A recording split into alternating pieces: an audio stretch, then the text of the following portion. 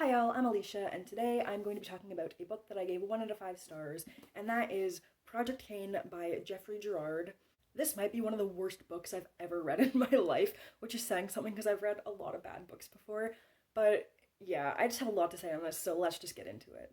This book is about a 16-year-old boy named Jeff, whose father goes missing one day, and he finds out that his father is actually not his real father. It's a scientist, and Jeff himself is a clone of the famous serial killer Jeffrey Dahmer, and it turns out there's a bunch of serial killer clones that have escaped from this facility and are on a killing spree. And these clones are not all Jeffrey Dahmer clones, they're clones of Ted Bundy, and I think there's the Son of Sam and the Boston Strangler. And the whole point of this book kind of is some of these clones were raised in nurturing, kind families, and some were raised in abusive households. It aims to look at the nature versus nurture aspect. Is your upbringing or your genetics more influential on who you are as a person and your personality? The same scientists that have created these clones have also created this bioweapon, and so these clones that escaped this facility are not only looking to murder other clones, but they're looking to find this bioweapon so that they can kill other people. Jeff and this ex-military guy, Castillo, who we don't really find that much out about, even though he's one of the main characters, which I'll get into, they have to find out where these clones are and stop them before they can kill more people, kill Jeff, and or find the bioweapon. So if you think that summary sounds interesting and it has potential, you're absolutely right. It does sound exciting, but the execution was just terrible. I would say to stop now if you haven't read this because you're going to spoil yourself, but because there's really no plot, there's really no spoilers, so watch at your own risk. So my first thing about this book, before I even get into the actual content, is why are there so many words in caps lock throughout the entire book? There was no action or plot in this entire book. The entire thing was just a huge info dump about several serial killers, and I was like, oh cool, they're gonna do something with this information. But half of it was actually irrelevant to the entire plot, so not that there was much of a plot, but still. The plot of this book is Jeff laying in different beds in different motel rooms, complaining about how he has nothing to do.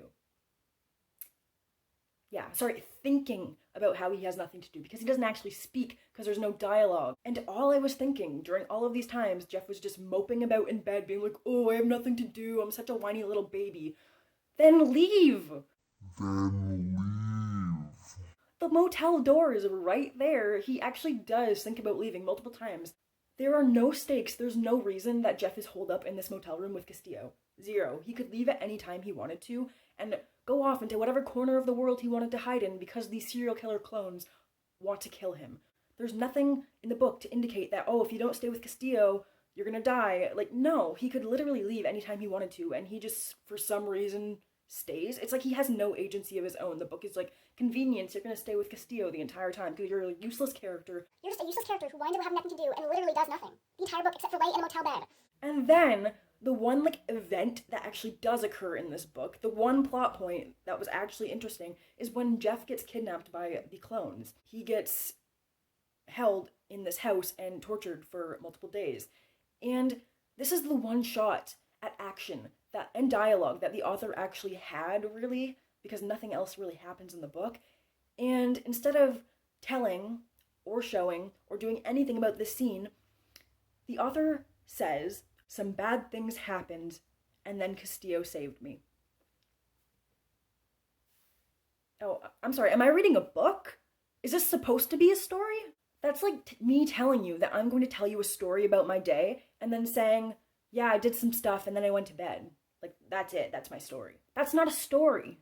So along with no plot and no action in the entire novel, there was also no characterization. The only thing I know about Jeff by the end of the novel is that he's a homeschooled serial killer clone. That is the only thing I know about him. And Castillo is an ex-military guy who might have dated a girl named Kristen.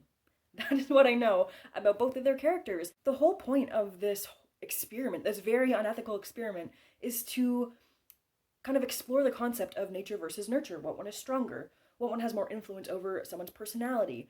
And because there's no characterization throughout the entire novel, it doesn't even really touch on this subject at all. That's what this entire book was supposed to be about.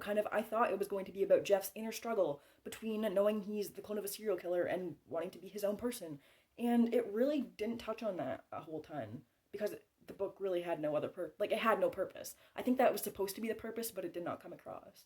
The next thing I want to touch on is the scientific facts presented in this novel. Some of them are just false. Like, they're not even true, and I don't understand if the author knows that they're not true and just put it in there because it's kind of supposed to be futuristic and we've discovered it. It really bugged me that the book said that Jeff is the only 100% clone, and this is the reasoning. Because the egg was derived from Jeffrey Dahmer's genes, while the other clones, the egg came from a donor. So I'm not an expert in anything science, but I know something's up here. Cloning is not sexual reproduction. There are no eggs or sperm or fertilization or donors or anything like that. It made no sense to me when this was brought up that Jeff is the only 100% clone because it doesn't even make sense. Like, all clones are 100% the same genetic material as whatever it was cloned from. It just doesn't make sense to say, oh yeah, some used donor eggs and some didn't. Like, that doesn't even make sense. Another thing that I wanted to mention is this confusing plot point. Not even a plot point, it was just in there randomly. But Jeff can, like, hear blood, and he actually has some of the original Jeffrey Dahmer's memories. And I wasn't sure if this was supposed to be like a futuristic type thing, but it really didn't make sense to me and it served no purpose to the plot and it was just really confusing and it really bugged me. So my last point is that Castillo should have died at the end of the book. My friend, when she gave me this book, said that the ending was confusing to her and she couldn't figure out how Castillo had survived. And so I told her when I read it that I would share my thoughts after. And after I finished the book, I knew exactly what she meant because Castillo should not have lived. At the end of the book, Castillo is literally trapped in this room with the biotoxin where all of these scientists are infected and tearing each other apart and murderous. And you could argue that Castillo was wearing a gas mask so the biotoxin didn't affect him. But even if that was the case, and the details are fuzzy on that, he's in a room full of people that are murdering each other, and he has no injuries, he wasn't forced to kill anybody, he wasn't himself killed. It just doesn't make any sense. But it doesn't address this at all, and he's just magically fine in the epilogue, and it makes no sense. And my friend actually brought this up to me when we were discussing the book after, and she said because Castillo has been so obsessed with the bioweapon for so long, because he was there when it killed all those people the first time, it really would have been a fitting end for him to die like that. Because he's kind of neglected everything else in his life and he's so intensely focused on finding this bioweapon and destroying it. And that really should have been the ultimate ending. That is it for today. I hope you enjoyed my rant/review for Project Cain by Jeffrey Girard. And if you liked this video, please give it a thumbs up, like, and subscribe. And I will see you next time with another video. Thanks everyone. Bye.